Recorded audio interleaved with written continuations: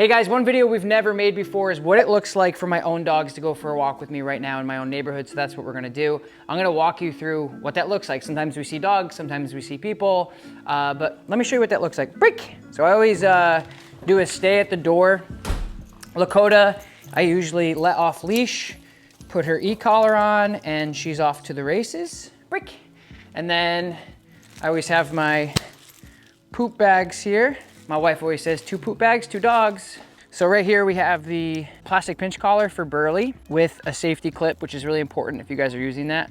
Hopefully it's not too bright for you guys. What's up, Luca? So Coda and Burley both love kids, so they're hanging out with the kids. Lakota loves playing Frisbee. She runs away from me to go play Frisbee with the kids. So Lakota pretty much, for the most part, because she's fully trained, her training throughout the walk doesn't ever really get implemented unless I ask her to do something. And that's why I wanted to make this video, because I think a lot of people have a misconception of what a trained dog's supposed to look like. A trained dog is supposed to look like this. In my experience, like I live in a neighborhood that I've lived in for years. I know everybody in the neighborhood, they know me for the most part, and I'm very responsible for her. So a lot of people in the comments are always like, you should never have your dog off leash. That's true if you, A, can't control your dog, and B, you live in an environment where it's not safe for your dog to be off leash. I live in upstate New York where there's more acreage than there are buildings. So it's a little bit different for me. I wouldn't do this downtown Manhattan, although I could, and I wouldn't do this if there were tons and tons of other dogs and other people. There's definitely other dogs in my neighborhood, but I can control her. So when I tell her to do something, she's there, and I'll demonstrate that throughout the walk. So sometimes what I'll do with Lakota is I'll throw the Frisbee like throughout our walk, like up in the bushes, and she'll go get it. So this is just a common walk for us. Lakota's playing fetch, being funny, and Burley and I are just working on obedience. So these are things that I do, depends, like if I'm with my wife and my son, I don't get to do this as much, but these are things that I like to do if I'm by myself with my dogs. Good, just testing his obedience and then just having fun with her. Kora, yes? Like a lot of people ask, like, couche, why'd I have different, like that's French. Kora assis, that's French. Kora Platz, that's German. Kora sit, good. Kora down, that's obviously English. Kora, yes. So the yes command is her release. Also the B word is her release. But people ask me all the time, why do you teach your dogs in different languages? It's for that reason. Because when I say something to her, I don't want him to think it's about him and vice versa. But this is what it looks like, is Lakota's off doing her thing. Burley, break. Now I usually will break Burley on multiple occasions, but for an example, if he's done really well, like that was a perfect downstay, I'm playing Frisbee, A, he likes the Frisbee, B, he likes chasing her around. And he's, again, like I don't like saying puppy, but he is a younger dog still. And again, he is not a Malinois, he's not a Lab, he's not a Pit Bull. He is a very slow learner because of his breed. He's a Mastiff, so that's good for him. So I'm giving him a break, A, because there's this grass area here that nobody lives at, which is nice, and also B, because he just did really good. So questions I get are, when do you choose to break your dog? And it's simple, it's A, really whenever I want, but also B, when they do something really well. So that's their reward. In the beginning stages of doing all of this with both of these dogs, there was a treat pouch on me and I was heavily rewarding them throughout the process, developing behaviors. Positive reinforcement is to develop behaviors, to sculpt and mold and to shape behaviors. And that's what we did early on in the stages. Now they know what the expectation is. So if you guys are just starting off your training journey, or even if you're just watching this video and you're like, I want that. That looks like something I could do. It is. This is something anybody could do with the dog. And that's the cool thing about dog training, is it's a lot like working out. So if you're like, man, I want to get in shape, you can get in shape anytime in your life. It looks different for everybody, but it's important for you guys to understand that with him, I fundamentally developed heel at my house, lots of positive reinforcement with food, external positive reinforcement, right? These are external payments, right? Right now I'm using internal payments. Good heel, Burley. Good heel. So I don't need food. I don't need a ball. I don't need anything for him to do what I'm asking him to do, because the foundation is already set. As you guys can probably tell, and some of you guys who watched my last video, you're probably chuckling of all the garbage cans in the road, because guess what? It's garbage day, baby. Quarter lap. So here comes the truck, right? So let's see what we would do. Burley, down. Good, down. Stay. Quarter left. stay. So again, this is a setup situation. There's a garbage truck coming. I say, oh, a car, oh, a person, oh, a dog. It would be, Burley, do something I want you to do. Sit, stay, heel. Quarter lap, gets us her sit, stay, heel. I'm gonna go around.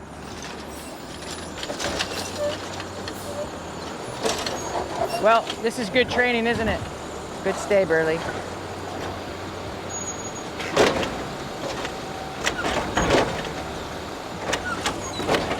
Garbage day training.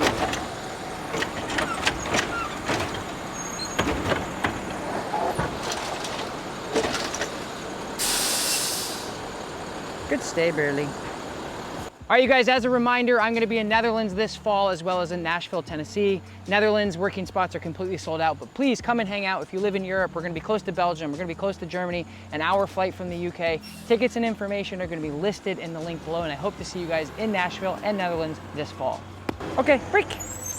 All right, so now you can see their brake, right? What's up, dude? So now they're both on their brake, right? But you guys see that heavy, heavy, heavy distraction, right?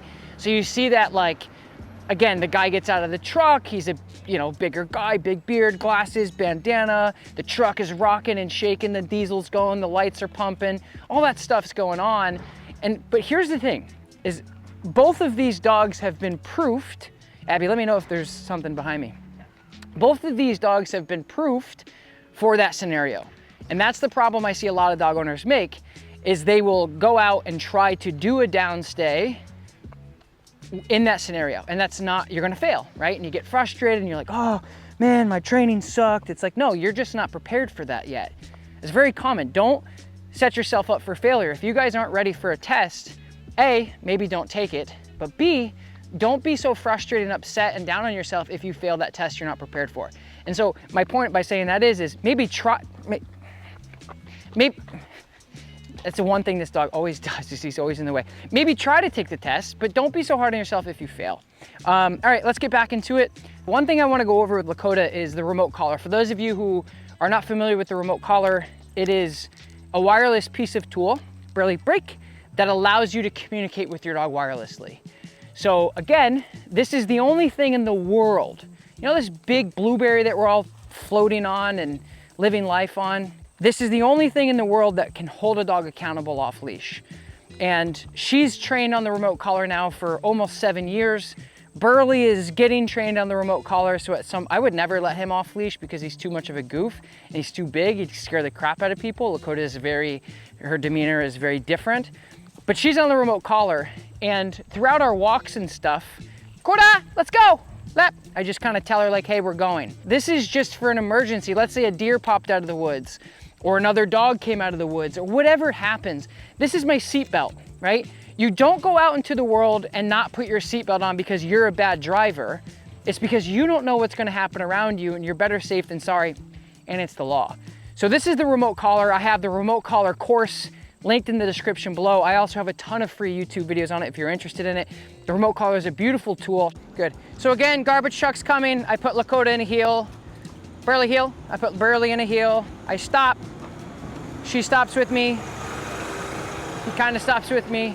But again, just like look at what's going on here, right? You have these distractions, you have this obedience. So again, with her in particular, like a lot of people, when you talk about the e-collar, or with him, even the plastic pinch collar, it's more about usage.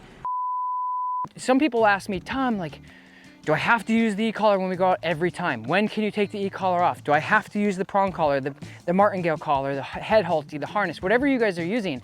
It's more about usage. And that's something that we find all the time. Like a lot of people who use harnesses constantly have to engage in that harness and hold on to them because the correction isn't there, right? There's no punishment, there's no aversive, there's no, hey, snap out of it, what you're doing is wrong. You have no ability to hold a dog accountable with a harness. All you do is hang on. Now, when you're using something that has action that actually holds the dog accountable, this is typically what your walk's gonna look like. You're gonna be able to go out with your dog, you're gonna tell him to heel, you're gonna slow down, you're gonna go, hey, I'm gonna stop. And the dog's gonna go, well, I've learned to stop with dad when dad slows down, or mom, right? And so it's really important that you guys understand this fundamentally, come on, Bob, that when you're out with your dog and you're using tools, or at least having your dog wear tools, it's not about when can you take them off. It's not about, how much should you be using them or not be using them. It's more about what does your dog know. Good stay, Burley. So this is something that you guys can do. Just test your dogs. Whatever this looks like for you and your dogs, this is what you can do, is you just kind of come out here, you're testing. Yes, Coda. Good stay, Burley. So I'm telling him, rewarding him, in position, good stay. Coda, out. Good lep. So we're just doing some obedience. Rewind. Good. So remember guys, like all this stuff that you guys are seeing here with these dogs are all free on my YouTube channel. I do have videos to take it a step further on how to really implement those things more in depth with my courses. My e-collar course, my reactivity to neutral course, and then my Kickstarter course, which is essentially, here's where you should start if you want this and you don't have anything, and all that's linked below. But this is like what I like to have with dogs. This is my version of like happiness with dogs. You have a dog in a downstay, doing really well. Oh, look, he's gonna go after the Frisbee. Leave it, down, stay, good. So a little bit of imperfection there, good for you guys to see. I brought him the Frisbee, he thought it was his. I said, no, go back down. He let it go, he went back into a down. Communication is very important. Now, stay. Now, it's important, like if I came, for example, and Abby, you can stay there, and I could stay way over here. It's important. Oh, sorry, my mic cut out. Check.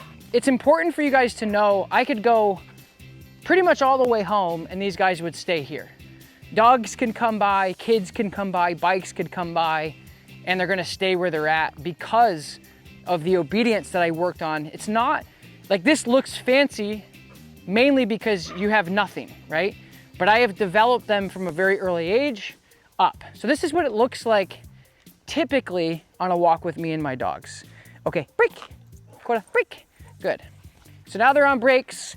Burley's gonna go try to steal Lakota's Frisbee. Lakota's gonna sit here patiently and wait for him to be a doofus and drop it. Let's go. Good.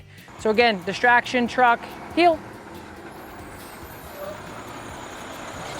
Good heel, good heel. So you guys are watching me heel through these semi-stressful things. Lap, good, yes, good. So again, training doesn't start until the things come out of my mouth.